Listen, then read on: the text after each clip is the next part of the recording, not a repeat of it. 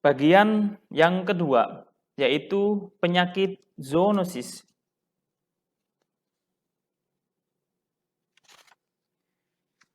Penyakit zoonosis. Kita bahas yang pertama, penyakit ditularkan dari hewan ke manusia. Bab yang kedua, individu berisiko lebih tinggi. Kemudian, mengapa infeksi zoonosis ini penting diketahui? Dan yang terakhir, tantangan dalam mengendalikan infeksi zoonosis.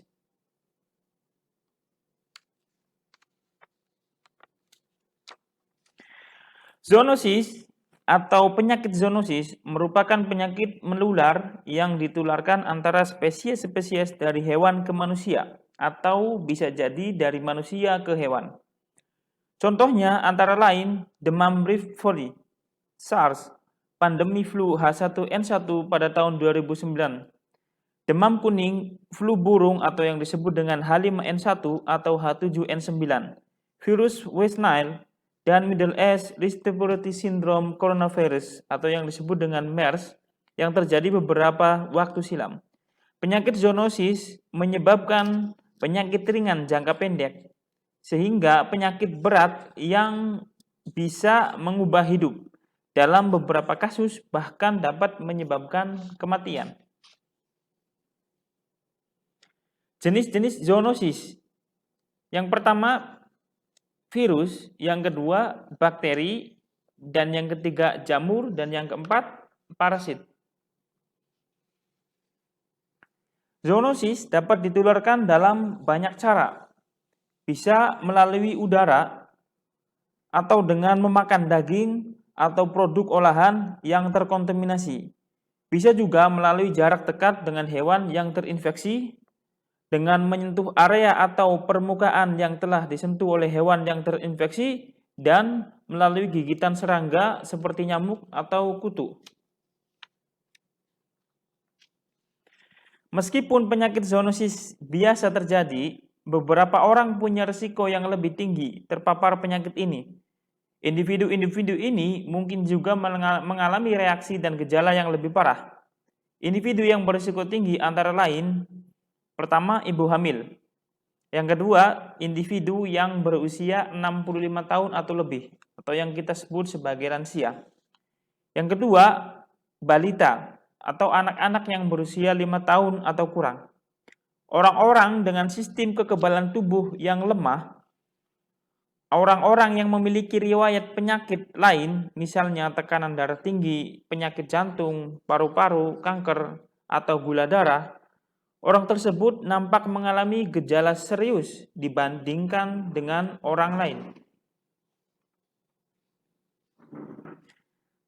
Observasi tren penyakit zoonosis ini adalah bahwa patogen baru dari hewan-hewan, terutama dalam bentuk virus, tetapi tidak dapat diprediksi dan terus muncul serta menyebar ke banyak negara.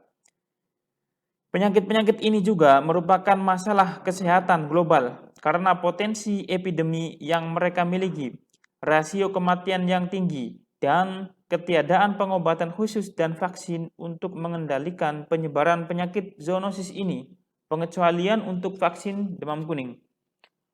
Oleh karena itu, penyakit zoonosis dapat membawa dampak yang merugikan dengan konsekuensi ekonomi yang tinggi bagi banyak negara karena mengalami kerugian dalam perdagangan, pariwisata, dan kepercayaan konsumen.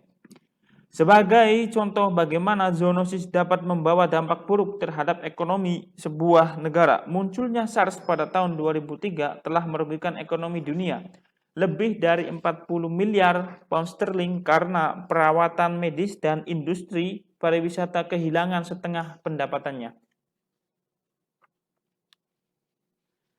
Tantangan dalam mengendalikan infeksi zoonosis. Globalisasi yang bersifat lintas batas negara menjadi pergerakan orang-orang, hewan, dan barang-barang sulit dibendung, yang membuat penyebaran infeksi zoonosis ini mendunia. Kebanyakan penyakit zoonosis merupakan penyakit-penyakit lintas negara. Mereka menyebar ke lintas negara dari tempat asal mereka, membawa dampak pada perdagangan, pariwisata, dan kepercayaan konsumen dengan konsekuensi ekonomi yang merugikan. Deteksi dan diagnosa penyakit ini tertunda secara luas karena sulitnya mengirimkan tim untuk melakukan investigasi lapangan. Kurangnya mekanisme pengiriman sampel yang tepat dan aman, kurangnya fasilitas diagnosa laboratorium yang tepat di wilayah wabah atau dalam negara, dan kurangnya kapasitas negara-negara untuk merencanakan, memobilisasi dan mengimplementasikan langkah pengendalian yang tepat dalam pengaturan seperti itu, dan untuk memantau kemajuan tindakan pengendalian di wilayah yang terkena wabah. Banyak patogen virus yang menyebabkan infeksi zoonosis baru pada manusia yang berasal dari hewan, terutama hewan liar atau produk-produk hewan. Pengetahuan tentang sumber-sumber ekstra efek patogen-patogen tersebut, manusia tetap penting untuk memahami epidemiologi ini dan potensi tindakan pengendalian penyakit zoonosis ini. Juga kurangnya transparansi dalam laporan infeksi zoonosis baru ke WHO atau badan internasional lain yang diberi mandat untuk menginvestigasi dan merespon dengan tepat untuk keamanan kesehatan global. Kerap kali otoritas medis di beberapa negara menyangkal adanya kasus yang terjadi pada manusia, sehingga membuat sulit bagi badan-badan ini untuk memahami epidemiologi dan perkembangan wabah ini.